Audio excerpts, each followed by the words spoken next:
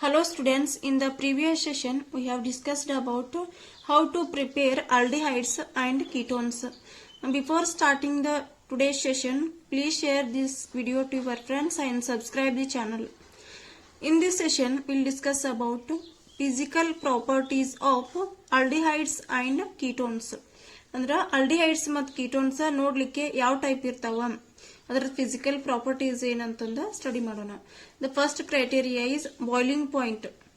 Y we have to study boiling point. Boiling point ಯಾಕೆ study ಮಾಡ್ಬೇಕು ಅಂತಂದ್ರೆ aldehydes and ketones ಏನದಾವಲ್ಲ ಇವು in the liquid form ಒಳಗೆ ಇರ್ತಾವ.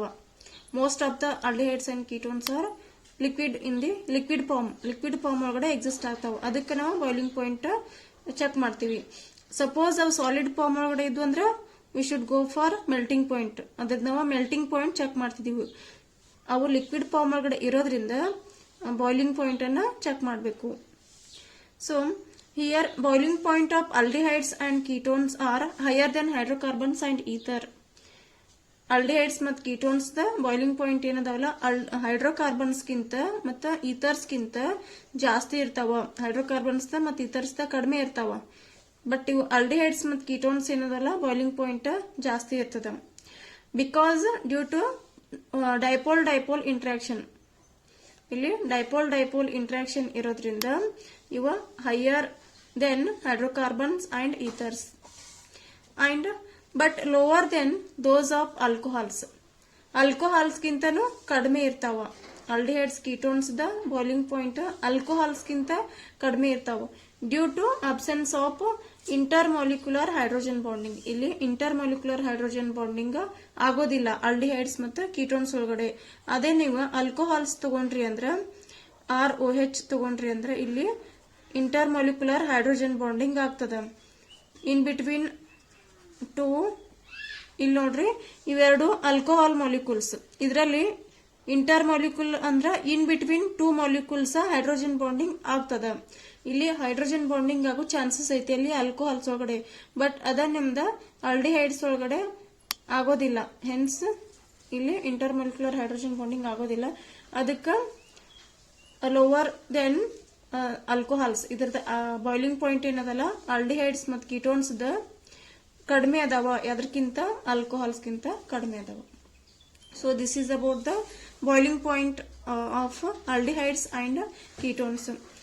Next we move towards the next criteria is solubility. Aldehydes and ketones ಯಾವ solvents ಒಳಗೆ soluble ಅದಾವ. What is the nature of the solubility? These are aldehydes and ketones are lower members of aldehydes and ketones are miscible with water.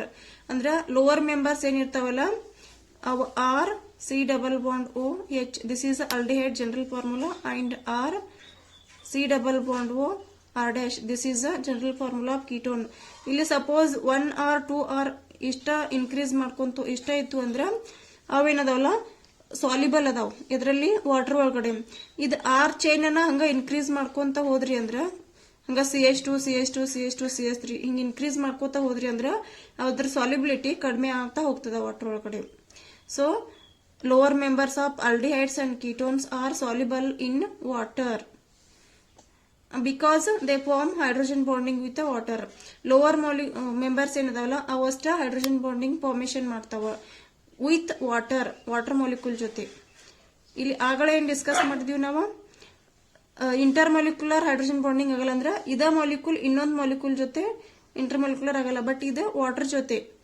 C this is a water molecule. ಇದ್ರ ಜೊತೆ ಏನ್ hydrogen bonding formation ಮಾಡೋ capacity ಅದ ಯಾವ lower members ಅಷ್ಟೇ. R ಅನ್ನ increase ಮಾಡ್ತಾ ಹೋದಂಗ ಅಲ್ಲಿ ಸಾಲಿಬಿಲಿಟಿ ಕಡಿಮೆ ಆಗುತ್ತೆ. Because there is no hydrogen bonding in case of this higher members. And but the solubility decreases rapidly on increasing the length of alkyl chain. ಇದು ಅಲ್ಕೈಲ್ ಚೈನ್ ಏನದಲ್ಲ ಇದನ್ನ ಇನ್ಕ್ರೀಸ್ ಮಾಡ್ತಾ ಹೋದಂಗ ಅಲ್ಲಿ ಈಗ ಸಪೋಸ್ CH3 ಇರ್ತದ. ದಿಸ್ ಇಸ್ ಅದನ್ನ ನಿಮ್ಮ ಅಲ್ಕೈಲ್ ಚೈನ್ ಅಂದ್ರೆ CH2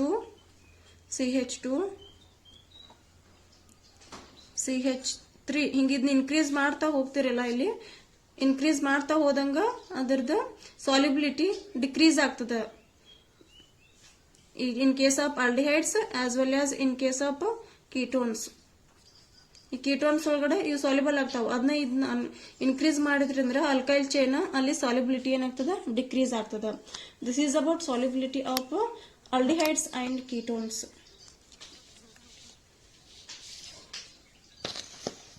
And next we move towards physical state. What is the physical state of aldehydes and ketones?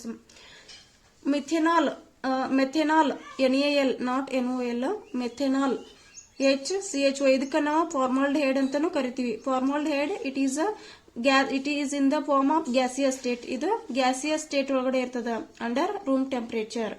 ಅಂದ್ರೆ ನಾರ್ಮಲ್ ರೂಮ್ ಟೆಂಪರೇಚರ್ 27 ಡಿಗ್ರಿ ಏನಿರ್ತದಲ್ಲ ಅದು ಅಲ್ಲಿ ಇದು ಫಾರ್ಮಾಲ್ಡಿಹೈಡ್ ಗ್ಯಾಸಿಯಸ್ ಸ್ಟೇಟ್ ಒಳಗಡೆ ಇರ್ತದ. ಬಟ್ ಎಥೆನಾಲ್ ಅಂದ್ರ CH3C+H, this is ethanol. and acetone CH3C+CH3, acetone are volatile. ಇವೆರಡು ಏನದಾವಲ್ಲ volatile ದಾವ್. ಎಸಿಟೋನ್ ಅಂದ್ರ nail polish remover. We all know acetone ಎದಕ್ಕೆ ಯೂಸ್ ಮಾಡ್ತೀವಿ ಅಂದ್ರೆ ನೇಲ್ ಪಾಲಿಶ್ ರಿಮೂವ್ ಮಾಡ್ಲಿಕ್ಕೆ ಯೂಸ್ ಮಾಡ್ತೀವಿ. ಅದನ್ನ ನೇಲ್ ಪಾಲಿಶ್ ರಿಮೂವರ್ ಯೂಸ್ ಮಾಡ್ತೀವಲ್ಲ. ಸೊ ಇದನ್ನ ನೀವು ಹಂಗ ಏರ್ ಒಳಗ ಕ್ಯಾಪ್ ಹಾಕ್ಲಾರ್ದ, ಬಾಟಲ್ ಕ್ಯಾಪ್ ಹಾಕ್ಲಾರ್ದ ಓಪನ್ ಇಟ್ರಿ ಅಂತಂದ್ರ ಅದು ಇವಾಪರೇಟ್ ಆಗಿ ಹೋಗ್ಬಿಡ್ತದ. That is volatile, easily evaporate ಆಗ್ತದ. ಇವನ್ ಇಥೆನಾಲ್ ಆಲ್ಸೋ ಇದನ್ನು ಓಪನ್ ಇಟ್ರಿ ಅಂದ್ರ ಏರ್ಗೆ ಓಪನ್ ಇಟ್ರಿ ಅಂದ್ರ ಅದು ಇವಾಪರೇಟ್ ಆಗ್ತದ. Ethanol and acetone, these two are volatile liquids. And other aldehydes and ketones are liquid or solid at a room temperature. ಇವೆರಡೂ ವೋಲ್ಟೈಲ್ ಅದಾವ. ಮತ್ ಇವ್ ಕಂಪೇರ್ ಮಾಡಿದ್ರ ಅದರ್ aldehydes ಮತ್ ketones ಏನದಾವಲ್ಲ those are in the liquid form or in the solid form at room temperature. Normal room temperature ಅಂದ್ರೆ 27 degree centigrade. And now we move towards the structure of carbonyl group. This is very important.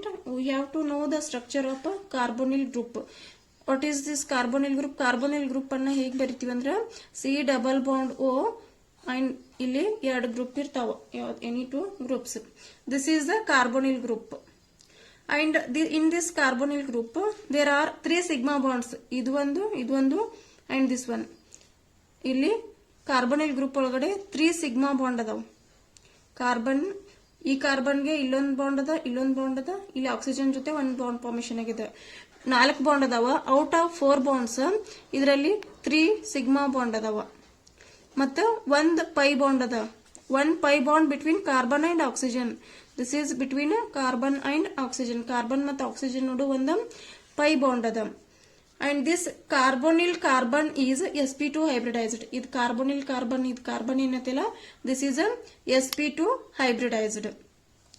Again there are 2 non-bonding electron pairs. ಇದರಲ್ಲಿ 2 non-bonding electron pairs ಅದಾವ. ಇದೊಂದು 2 non-bonding electron pairs. Therefore carbonyl carbon, ಈ carbonyl carbon and 3 atoms attached to it are, ಇದು ಕಾರ್ಬನಿಲ್ carbon ಮತ್ತು 3 atoms ಏನ್ attach ಇದ 1 2 3. These all are lie in the same plane. ಇದು ಕಾರ್ಬನಿಲ್ carbon ಮತ್ತ 1 2 3 ಇವೆಲ್ಲಾನು ಏನದಾವ ಒಂದ ಪ್ಲೇನ್ ಒಳಗಡೆ ಬರ್ತಾವ, ಸೇಮ್ ಪ್ಲೇನ್ ಒಳಗಡೆನ ಇರ್ತಾವ. And pi electron cloud is, this pi electron cloud ಏನೈತಲ್ಲ ಇದು ಬಿಲೋ ದ ರಿಂಗ್ ಮತ್ತು ಅಬೌವ್ ದ ರಿಂಗ್ ಎರಡು ಕಡೆ ಇರ್ತದ.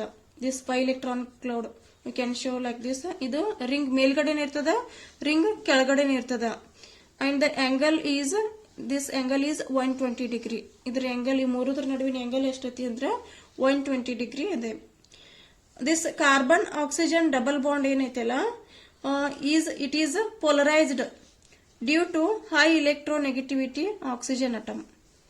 Carbon oxygen ನಡು ಏನ್ ಡಬಲ್ ಬಾಂಡ್ ಐತಲ್ಲ it is polarized. Polarization takes place here because it is due to high electronegativity of this oxygen atom. Electronegativity of this oxygen atom ಏನದ high ಅದ. So hence ಇಲ್ಲಿ polarization takes place. Hence this carbonyl carbon is electropositive. This carbonyl carbon ಏನದಲ್ಲ this is a electropositive. ಇದನ್ನ E+ ಅಂತ name ಮಾಡಬಹುದು. Electropositive, hence it is a electrophile. This carbonyl carbon is a electrophile. ಇದು ಕಾರ್ಬನಿಲ್ carbon ಏನೈತಿ ಎಲೆಕ್ಟ್ರೋಫೈಲ್ ಐತಿ. ಯಾಕಂದ್ರ ಇದ್ರ 5 electrons break ಆಗಿ ಆಕ್ಸಿಜನ್ ಕಡೆ ಮೂವ್ ಆಗ್ತಾವಲ್ಲ, ಅವಾಗ ಕಾರ್ಬನ್ ಮೇಲೆ ಪಾಸಿಟಿವ್ ಚಾರ್ಜ್ ಬರ್ತದೆ. ಯಾಕಂದ್ರೆ ಆಕ್ಸಿಜನ್ ಇಸ್ ಮೋರ್ ಎಲೆಕ್ಟ್ರೋನೆಗೆಟಿವ್, ಅದು ಪೈ ಎಲೆಕ್ಟ್ರಾನ್ಸ್ ಅನ್ನ ತನ್ನ ಕಡೆ ಡ್ರ್ಯಾಗ್ ಮಾಡ್ಕೋತದ. Hence this carbonyl carbon is it is electrophile and oxygen is nucleophilic centre. ಇದೇನೈತ್ಲೆ ಆಕ್ಸಿಜನ್ ಏನೈತ್ಲೆ ಇದು, this is a nucleophilic centre and this carbonyl carbon is electrophilic centre. Because the electrons are ಇದು oxygen ಅಂತೆಲ್ಲ ತನ್ನ ಕಡೆ drag ಮಾಡ್ಕೋತದ. Electrons ಅನ್ನ drag ಮಾಡ್ಕೊಳ್ಳೋದ್ರಿಂದ ಏನಾಗ್ತದ, ಅದು this is a nucleophilic centre ಆಗ್ತದ. ಇದು ಆಕ್ಸಿಜನ್ ಅಂತಲೇ ನ್ಯೂಕ್ಲಿಯೋಫಿಲಿಕ್ ಸೆಂಟರ್ ಆಗ್ತದ. ಇದು ಕಾರ್ಬೊನಿಲ್ ಕಾರ್ಬನ್ ಏನಂತಲ್ಲ ಇದು ಎಲೆಕ್ಟ್ರೋಫಿಲಿಕ್ ಸೆಂಟರ್ ಆಗ್ತದ. The high polarity of the carbonyl, this carbonyl the high polarity group ಏನ್ ಎಕ್ಸ್ಪ್ಲೇನ್ ಮಾಡ್ತದ ಅಂದ್ರೆ on the basis of resonance structure. ಇದನ್ನ ರಿಸೋನೆನ್ಸ್ ಸ್ಟ್ರಕ್ಚರ್ ಬೇಸ್ ಮೇಲೆ ಎಕ್ಸ್ಪ್ಲೇನ್ ಮಾಡಬಹುದು. ಇದನ್ನ ರಿಸೋನೆನ್ಸ್ ಮಾಡಿ ಬರದ್ರಿ ಅಂದ್ರೆ ದಿಸ್ ಈಸ್ ದ ಸ್ಟ್ರಕ್ಚರ್. ಯಾಕಂದ್ರೆ ಪೈ ಎಲೆಕ್ಟ್ರಾನ್ಸ್ ಆಕ್ಸಿಜನ್ ಕಡೆ ಮೂವ್ ಆಗತ್ತವ. Hence it O negative and carbon ಮೇಲೆ ಪಾಸಿಟಿವ್ ಚಾರ್ಜ್ ಇರ್ತದೆ. ಇದು ರಿಸೋನೆನ್ಸ್ ಫಾರ್ಮ್ ಒಳಗಡೆ ಈ ಟೈಪ್ ಇರ್ತದೆ. ಸಿ ಡಬಲ್ ಬಾಂಡ್ ಓ ಇದ್ದಿದ್ದ C single bond O and minus plus ಇಲ್ಲಿ ಪೋಲರೈಸೇಷನ್ ಆಗ್ತದೆ. Because the pi electrons break ಆಗಿ ಆಕ್ಸಿಜನ್ ಕಡೆ ಮೂವ್ ಆಗ್ತಾವ. Hence we can show the resonance structure of this carbonyl carbon is minus and here it is plus. ಇಲ್ಲಿ ಮೂರು ಏನ್ atoms ಅದಾವಲ್ಲ, ಈ ಮೂರು ಗ್ರೂಪ್ಸ್, ಇಲ್ಲೊಂದು ಗ್ರೂಪ್ ಇಲ್ಲೊಂದು ಗ್ರೂಪ್ ಇಲ್ಲೊಂದು ಗ್ರೂಪ್, ಇವು ಮೂರು ಏನದಾವ ಸೇಮ್ ಪ್ಲೇನ್ ಒಳಗಡೆ ಬರ್ತಾವ. ಮೂರು all these three are lie in the same plane and the angle between these three are 120 degree planar ಇರ್ತದಲ್ಲ. Hence it is 120 degree and this carbonyl carbon is sp2 hybridized and this carbonyl carbon center is electropositive, hence it is called electrophile. ಇದಕ್ಕೆ ನಾವು electrophile ಅಂತ ಕರಿತೀವಿ. and this oxygen is called nucleophilic center, hence we can call as a nucleophile. nucleophilic center ಇದಕ್ಕೆ nucleophilic center ಅಂತ ಕರಿತೀವಿ. So ಇದರಲ್ಲಿ total ಎಷ್ಟು sigma bond ಅದಾವ, 3 ಸಿಗ್ಮಾ ಬಾಂಡ್ ಅದಾವ, 1 2 and 3 ಮತ್ತೆ 1 ಪೈ ಬಾಂಡ್ ಅದ. This is a pi bond. ಮತ್ ಕಾರ್ಬನ್ ಆಕ್ಸಿಜನ್ ನಡು ಎಲೆಕ್ಟ್ರೋನೆಗೆಟಿವಿಟಿ ಯಾವ ಕಡೆ ಮೂವ್ ಆಗ್ತದೆ ಅಂದ್ರೆ ಆಕ್ಸಿಜನ್ ಕಡೆ ಮೂವ್ ಆಗ್ತದೆ. ಯಾಕಂದ್ರೆ oxygen is more electronegative than this carbon. ಅದು ತನ್ನ ಕಡೆನ ಎಲೆಕ್ಟ್ರಾನ್ಸ್ ಡ್ರ್ಯಾಗ್ ಮಾಡ್ಕೋತದ. ಎಲೆಕ್ಟ್ರಾನ್ಸ್ ಈ ಕಡೆ ಡ್ರ್ಯಾಗ್ ಮಾಡ್ಕೊಳ್ಳೋದ್ರಿಂದ ಪಾಸಿಟಿವ್ ಪಾಸಿಟಿವಿಟಿ ಇಲ್ಲಿ ಕ್ರಿಯೇಟ್ ಆಗುತ್ತೆ ಕಾರ್ಬನ್ ಮೇಲೆ. hence it is a electrophile and this oxygen is a nucleophile and that is a nucleophilic center. and the resonance structure of this carbonyl carbon group is C single bond O minus and it is plus. ಇಲ್ಲಿ break ಆಗಿರೋದು ಯಾವ bond break ಆಗಿದೆ ಅಂದ್ರೆ pi bond break ಆಗಿದೆ, not sigma bond. ಯಾಕಂದ್ರೆ sigma bond is stronger than pi bond, ಅದಷ್ಟು easy break ಆಗಂಗಿಲ್ಲ. ಇಲ್ಲಿ ಬ್ರೇಕ್ ಆಗಿರೋದ ಪೈ ಬಾಂಡ್ ಬ್ರೇಕ್ ಆಗಿದೆ. hence we can show here minus and plus, these two are this is the resonance structure of this carbonyl group and this is about the structure of carbonyl group. this is very important. further ನೀವು ಏನಾದರೂ reactions ಮಾಡ್ಬೇಕಂತಂದ್ರ ಇದ್ರ criteria ತಿಳ್ಕೊಳ್ಳೋದು ಬಹಳ important. ಯಾಕಂದ್ರ ಇದು ಹೆಂಗ್ work ಆಗ್ತದ, ಕಾರ್ಬನಿಲ್ carbon group ಎಲ್ಲಿ ವರ್ಕ್ ಆಗ್ತದ, ಎಲೆಕ್ಟ್ರೋಪಾಸಿಟಿವಿಟಿ ಯಾವ್ದದ, ಎಲೆಕ್ಟ್ರೋನೆಗೆಟಿವ್ ಸೆಂಟರ್ ಯಾವ್ದದ, ಮತ್ತೆ ಇದ್ರ ಪ್ಲೇನಾರ್ ಐತೋ ನಾನ್ ಪ್ಲೇನಾರ್ ಐತೋ, ಆಮೇಲೆ ಎಷ್ಟು ಸಿಗ್ಮಾ ಬಾಂಡ್ ಅದಾವ, ಎಷ್ಟು ಪೈ ಬಾಂಡ್ ಅದಾವ, ಇದೆಲ್ಲಾನು ಸ್ಟಡಿ ಮಾಡೋದು ಬಹಳ important. So you have to remember these things. Thank you for watching this video.